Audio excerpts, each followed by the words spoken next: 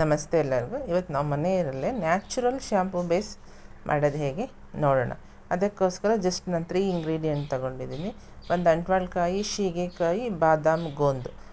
ಈ ಅಂಟ್ವಾಳಕಾಯಿ, ಸೀಗೆಕಾಯಿ 100 ಗ್ರಾಮ್ ತೊಗೊಳ್ಳಿ. ಬಾದಾಮ್, ಗೋಂದು ಒಂದು 3ರಿಂದ 4 ಸ್ಪೂನ್ ತೊಗೊಂಡು ನೈಟು ನೆನೆ ಹಾಕಿ ಆದಮೇಲೆ ನೀವು ಬೆಳಿಗ್ಗೆ ಇದನ್ನು ಮಾಡ್ಕೊಳ್ಬೋದು. ಸೊ ನೆನೆ ಹಾಕಿ ಆದಮೇಲೆ ಈ ಸೀಗೆಕಾಯಿ, ಅಂಟ್ವಾಳಕಾಯಿ ಇರುತ್ತಲ್ಲ, ಈ ಎರಡನ್ನು ಮಿಕ್ಸಿ ಜಾರಲ್ಲಿ ಮಿಕ್ಸಿ ಮಾಡ್ಕೊಳ್ಳಿ. ಲಾಸ್ಟಲ್ಲಿ ನೀವು ಬಾದಾಮ್, ಗೋಂದನ್ನು ಮಿಕ್ಸಿ ಮಾಡ್ಕೊಳ್ಳಿ. ಇವೆರಡನ್ನು ಇದು ಬಾದಾಮ್, ಗೋಂದು ಜೆಲ್ಲಿ ರೂಪಕ್ಕೆ ಬಂದಿರುತ್ತೆ ಬೆಳಗ್ಗೆ ಹೊತ್ತಿಗೆ. ಸೊ ಹಿಂಗಿರುತ್ತೆ, ಅದನ್ನು ಸಪ್ರೇಟ್ ಇಡೋಣ. ಇವೆರಡನ್ನು ಮಿಕ್ಸಿ ಮಾಡ್ಕೊಳ್ಳೋಣ.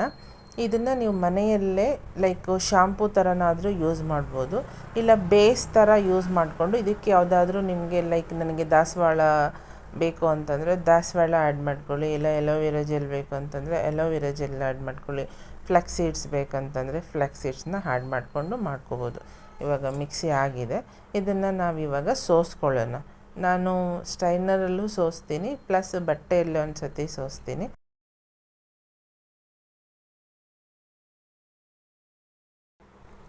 ಇವಾಗ ಇದನ್ನು ನಾವು ಇದನ್ನೇ ಯೂಸ್ ಮಾಡೋದು ಮನೆಯಲ್ಲಿ. ಬಟ್ ಒಂದೇ ವಾಶಿಗೆ ಇದು ವಾಶ್ ಆಗಲ್ಲ, ಎಣ್ಣೆ ಅಷ್ಟು ಹೋಗಲ್ಲ. ಎರಡು ಸತಿ ಯೂಸ್ ಮಾಡಿದರೆ ನಿಮಗೆ ನೀಟಾಗಿ ಎಣ್ಣೆ ಎಲ್ಲ ಹೋಗಿರುತ್ತೆ. ಇವಾಗ ಇದೇನು ಉಳಿದಿದೆ ಇದನ್ನು ನೀವು ಗಿಡಗಳಿಗೆ ಗೊಬ್ಬರ ರೀತಿಯಲ್ಲಿ ಯೂಸ್ ಮಾಡ್ಕೊಳ್ಬೋದು. ಸೊ ಈ ಶಾಂಪೂ ಬೇಸಲ್ಲಿ ಯಾವುದು ವೇಸ್ಟ್ ಅಂತ ಎಲ್ಲ ಏನಿಲ್ಲ. ನಾನು ಇನ್ನೊಂದು ಸತಿ ಇದನ್ನು ಕ್ಲಾತಲ್ಲಿ ಕೂಡ ಸೋಸ್ಕೋತೀನಿ. ಸೊ ಆವಾಗ ಇನ್ನೂ ನನಗೆ ಚೆನ್ನಾಗಿ ಅನಿಸುತ್ತೆ. ಸೊ ಹಂಗಾಗಿ ಇದನ್ನು ಪ್ರತಿಯೊಬ್ಬರು ಮನೆಯಲ್ಲಿ ಮಾಡ್ಕೊಳ್ಬೋದು. ಖರ್ಚೆಲ್ಲ ಏನು ಜಾಸ್ತಿ ಆಗೋಲ್ಲ. ಜಸ್ಟ್ ಅಂಟ್ವಾಳಕಾಯಿ, ಸೀಗೆಕಾಯಿ, ಬಾದಾಮ್, ಗೋಂದು ತಗೊಂಡ್ರೆ ಆಯಿತು. ನ್ಯಾಚುರಲ್ ಆಗಿರೋದ್ರಿಂದ ಇದನ್ನು ಮನೆ ಮಂದಿ ಎಲ್ಲ ಯೂಸ್ ಮಾಡ್ಬೋದು. ಯಾವ ಸೈಡ್ ಎಫೆಕ್ಟು ಇರೋಲ್ಲ. ಅರೋಮಾ ಕೂಡ ತುಂಬ ಚೆನ್ನಾಗಿರುತ್ತೆ. ಈ ಅಂಟ್ವಾಳಕಾಯಿದು ಅರೋಮಾ ತುಂಬ ಚೆನ್ನಾಗಿರುತ್ತೆ, ಗಮ್ ಅಂತ ಇರುತ್ತೆ. ನೀವು ಯೂಸ್ ಮಾಡಿ ಆದಮೇಲೆ, ಯಾಕೆಂದರೆ ನಾನು ಯೂಸ್ ಮಾಡಿರೋದ್ರಿಂದ ನನಗೆ ಗೊತ್ತು. ಇವಾಗ ನೋಡಿ, ಬಟ್ಟೆಯಲ್ಲಿ ನಾವು ಸೋಸಿದ ಮೇಲೆ ಇಷ್ಟು ಉಳಿದಿದೆಯಲ್ವ, ಇದನ್ನು ನೀವು ಪಾಟಿಗೆ ಹಾಕ್ಕೊಳ್ಬೋದು. ಅದು ಆದಮೇಲೆ ಈ ಬಾದಾಮ್, ಗೋಂದೆಲ್ಲ ಏನಿದೆ ಇದರಲ್ಲಿ ನಿಮ್ಗೆ ಎಷ್ಟು ತಿಕ್ನೆಸ್ ಬೇಕು ಅದನ್ನು ನೋಡಿಕೊಂಡು ನುಣ್ಣಗೆ ಮಿಕ್ಸಿ ಜಾರಲ್ಲಿ ಗ್ರೈಂಡ್ ಮಾಡಿ. ಏಕೆ ಅಂತಂದರೆ ಅದು ಗಟ್ಟಿಗಿದ್ದರೆ ಚೆನ್ನಾಗಿ ಅನಿಸಲ್ಲ. ಸೊ ಫುಲ್ ನುಣ್ಣಗೆ ಮಾಡಬೇಕು. ನುಣ್ಣಗೆ ಮಾಡಿಬಿಟ್ಟು ನೀವು ಇದಕ್ಕೆ ಮಿಕ್ಸ್ ಮಾಡಿ ಚೆನ್ನಾಗಿ ಬ್ಲೆಂಡ್ ಮಾಡಿ.